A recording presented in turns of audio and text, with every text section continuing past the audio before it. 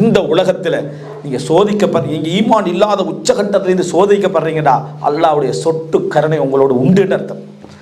இந்த உலகத்தில் நீங்கள் உச்சகட்ட பாவிகளாக இருந்து கொண்டு உங்களுக்கு ஒரு சோதனை வருதுண்டா, உங்களுக்கு தெரியும் உபை இப்னு சலூல் அல்லாஹ் சோதிக்காம ரசூலுல்லாஹ்களை இமாமா வச்சு அல்லாஹ் தஆலா கண்ணியப்படுத்தி அனுப்பிவிட்டான் உலகத்தில்.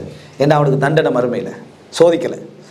அல்லாஹ் தஆலா உன்னை கொடுக்கணும்னு நினைச்சா சோதிச்சிருவான். உங்களுக்கு ஒரு ரஹ்மத் இருக்கிற. ஏன் ரசூலுல்லாஹ்வோட மனைவிக்கு அவதூறு சொல்லி ஓதி யுத்தத்தில் 300 பேரை கூட்டிட்டு போய் இஸ்லாத்தை அழிப்பதற்கு பாடுபட்ட அபூஜஹல் அபூலஹபை விட நயவஞ்சகத்தனமா செயல்பட்டவன் யார்? மதீனால. நீங்க மக்கால் அபூஜஹல் அபூலஹப் பேசுவீங்கன்னா மதீனால யாரு? மதீனால எதிரியா நீங்க யாரை நினைப்பீங்க? உபை இப்னு சலூல். தொழிக்க போனது யாரு? ரசூல் ஸல்லல்லாஹு அலைஹி வஸல்லம். இஸ்லாத்தை காட்டிக்கன்னு அந்த மாதிரி நடந்து கொண்டிருந்தான். அல்லாஹ் தஆலா அவனுக்கு சோதனையை கொடுக்கலையே.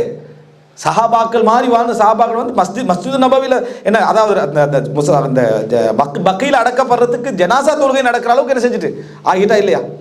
அப்படி ஒரு கண்ணியத்தை கொடுத்து, கண்ணியம்னா அது கண்ணியம் அல்ல, ஆனால் இந்த உலக ரீதியாக பார்க்குற டைமில் கண்ணியத்தோடு போயிட்டான். அப்போ அல்லாஹ் அவனை சோதிக்கலை. ஏன்?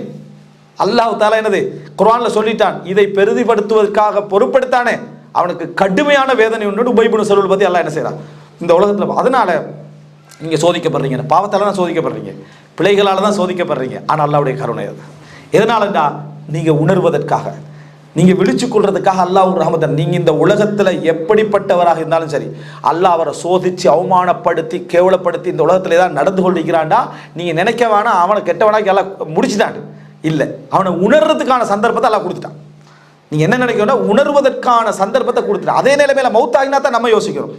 ஆனால் அவனை என்ன நடந்துட்டாலும் அல்லாஹ் தஆலா அவனுக்கு உணர்றதுக்கான சந்தர்ப்பத்தை கொடுத்துட்டான். ஏனடா அல்லாஹ் தஆலா சொல்றான், அகதுனாஹும் பில் பஸாஇ வத்தர்ராஇ லஅல்லஹும் யதர்ரஊன். நாங்கள் அவர்களை கஷ்டத்தை கொண்டும் துன்பத்தை கொண்டும் பிடித்தோம், சோதித்தோம். ஏன் தெரியுமா? பணிய வேண்டும் என்பதற்காக. ஃபிரௌனுக்கே அல்லாஹ் தஆலா சொல்றாங்க. மறுபடி சொல்ற சந்தர்ப்பத்தில் சொல்றான், நாங்கள் ஞாபகப்படுத்தியதை அவர்கள் மறந்த பொழுது வானம் பூமியுடைய ரஹமத்துக்களை திறந்து விட்டோம் என்றான். எப்ப தண்டிக்கணும்னு நினைச்சோன்னே ஃபுல்லா ரஹமத்தை கொடுத்து சோதனையெல்லாம் இல்லாமக்கி மறக்கடிச்சிட்டோம்ட்டான். திருந்தணும்னு நினைக்கணும் அல்லாஹ் தஆலா சொல்றான், நிறைய சோதிச்சோணுன்றான். நினைச்சு ஃபிரௌனுக்கே என்ன கிடைச்சது? சோதனை தான் கிடைச்சது திருந்துறதுக்காக. இந்த பாயிண்ட்ல நீங்க வெளியே போயிடக்கூடாது. ஏனென்றா ஈமானோடு இருந்து நம்ம வேற விஷயங்களெல்லாம் யோசிப்போம். இதில் நினைச்சு பாருங்க, இப்போ சில மக்கள் வந்து பொருளாதார நெருக்கடிகளால் பல விஷயங்களால் தங்களோட குடும்பத்து விஷயங்கள்லையோ இல்லை மார்க்க விஷயம் ஏதோ சோதிக்கப்பட்டு இருப்பாங்க.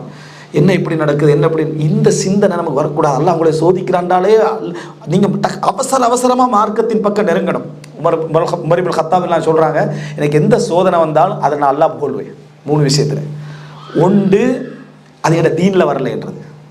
அது என் தீனில், என் தீனை குழப்பலை, தீனில் நல்லா இருக்கிறேன்.